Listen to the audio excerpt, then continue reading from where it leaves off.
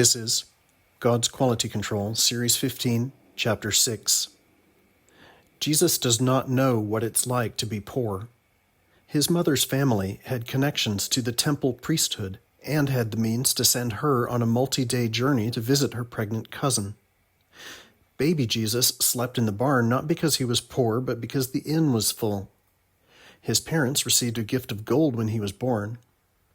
They could afford the trek from Bethlehem to Egypt and back to Nazareth, which is at least a month on the road, not to mention an indefinite stay in Egypt while they awaited instruction from God.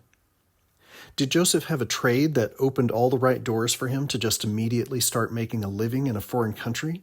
Or did they live off ample savings? They had the means to schlep their entire family, which seems to have reached a population of 9, to Jerusalem for the Passover festival every year. Not long before he begins his public ministry, Jesus embarks on a 40-day fast. Voluntary fasting is a luxury of the well-fed. 40 days' worth, embarrassingly so. Even if we set aside the pre-ministry stories as the inventions they probably are, Jesus and his pals do just fine during his ministry. To keep up their strength between extravagant feasts, the well-to-do Mary of Bethany and many other women provide material support for his entire horde. Jesus very shrewdly chooses not only impoverished fishermen as his disciples.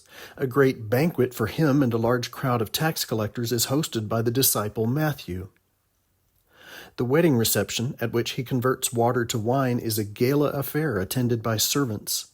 It seems that Jesus and pals were invited because of his mother, as in the wealthy host invited her personally, suggesting that Mary had connections, a strong hint at the socioeconomic status Jesus likely grew up with.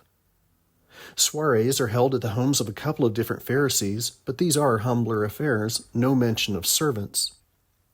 Passing through Jericho, Jesus invites himself to stay at the house of Zacchaeus, a very wealthy chief tax collector.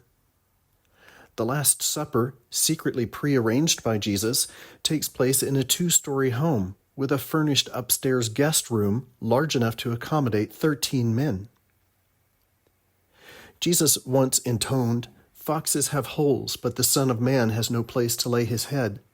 It's not as deep as it sounds. He was complaining on that particular occasion that none of his rich friends could put him up for the night. In my next video, Jesus hates the poor. Thanks for watching.